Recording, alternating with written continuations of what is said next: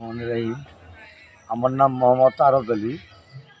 আমরা এই জিতবনার বাড়ি আমরা 1973 সনে আমরা এটা ক্রয় করি।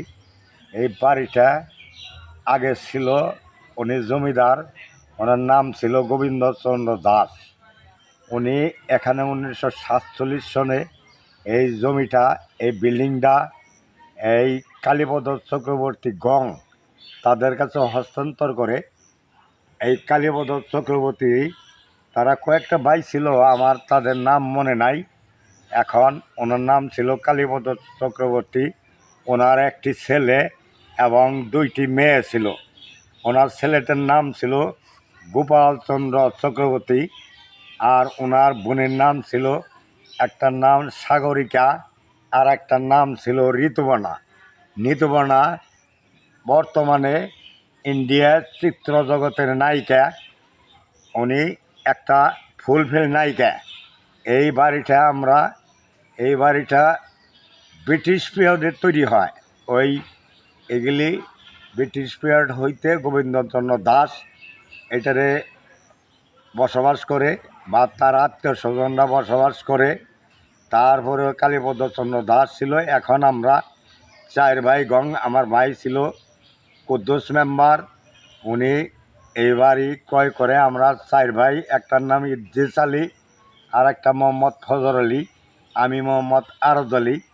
আমরা এই বাড়িটারে বর্তমানে রক্ষণাবেক্ষণ করি। আমরা কিনে নেওয়ার পরে এই বাড়িটা জমিদার বাড়ি। আমরাও মোটামুটি মাইটা জমিদার, আমাদের অনেক জায়গা জমিন আছে। আচ্ছা বলি, এই যে আপনি যার কাছ থেকে জমিটা ক্রয় করছেন, মানে কিনছেন যার কাছ থেকে, ওনার নাম কি? ওনার নাম হলো কালীপদ চক্রবর্তী। মানে সে ঋতুবর্ণার কি হয়? সে হলো ঋতুবর্ণার নানা।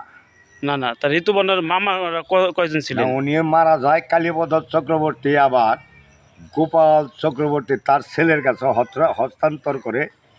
তখন উনি এই গোপালচন্দ্র চক্রবর্তী ওই বাড়িটা, ওই ছেলে আমাদের কাছে 1973 সনে এটা হস্তান্তর করে। তারপরে ওরা ইন্ডিয়া চলে যায়। ঠিক তাহলে আছে। ঋতুবর্ণার মামা কি একজনই ছিলেন? হ্যাঁ, ঋতুবর্ণার মামা একটাই ছিল।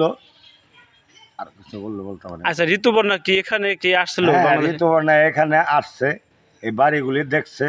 উনি বলছে এটা যে বাড়ি, এই বাড়ির চেয়ে আমাদের যে ইন্ডিয়া জায়গা জমিন আছে, এটা কবুতরের খোপের চেয়ে এই বিল্ডিং, কবুতরের খোপ চেয়ে আমাদের কবুতরের খোপ যে এইটার মূল্য বেশি। উনি এখানে আসছে, আমি নিজে দেখছি। কত বছর আগে আসছিল এখানে? উনি এখানে 1900, আমি তখন হলো এই 18 বছর আগে, কয় সাল আগে, 18-20 বছর আগে আসছিল। 18-20 বছর আগে আসছিল উনি। উনি এখানে আইসা বাড়িগুলি দেখে গেছে। তারপরে উনি ইন্ডিয়া যায়ও বয়ান দিছে।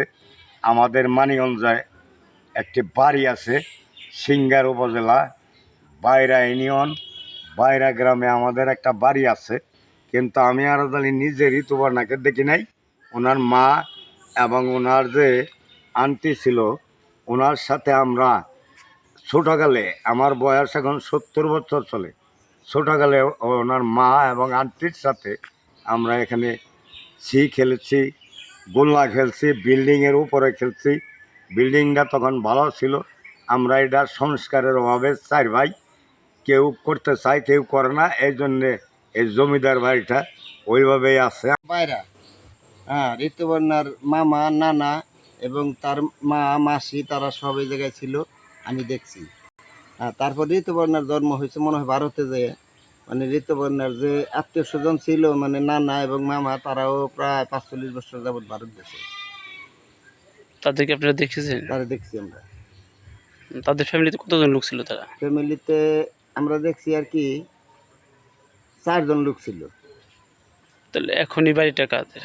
এখন বাড়ি হলো কুদ্দুস মেম্বারের। কিভাবে? এটা এই খরিদ করে নিছে, কিনে নিছে আর কি। গোপালের কাছ থেকে কিনে নিছে। এই কালীপদর ছেলের নাম ছিল গোপাল, গোপালের কাছ থেকে কিনে নিছে। এটা জমিদার বাড়ি ছিল? জমিদার বাড়ি ছিল। নাম কি আপনার? আমার নাম মোহাম্মদ নকুল উদ্দিন। হ্যাঁ বলেন। এটা হচ্ছে মানিকগঞ্জ জেলার বাইরা গ্রাম। এটা হচ্ছে অনেক পুরনো জমিদার বাড়ি। জমিদার বাড়ি হচ্ছে আপনার আছে আরো কয়েকটা, কিন্তু কয়েকটার মধ্যে এটা জমিদার বাড়িটা বড় বাড়ি আমরা দেখতেছি ছোটবেলা থেকেই। আমাদের যে এলাকার মুরব্বীরা আছে তারা অনেকে ঋতুবর্ণার মামাদের, দাদাদের, নানাদের দেখছে। আমরা তো অল্প বয়স, আমরা অত দূর দেখতে পারি নাই। জমিদার বাড়ির পাশে জজ বাড়ি আছে, অনেক পুরাতন 7টা জজ ছিল আমাদের বাইরে, অনেক নাম করা আছে। এখন কোনো থাকেন না? এখন এই জায়গায় কেউ নাই। এখন এই যে পাশের মুসলিমরা এই জায়গা জমিন কিনে নিছে, এখন তাদের এইতে তাদেরই এখন স্থায়ী। ঠিক আছে।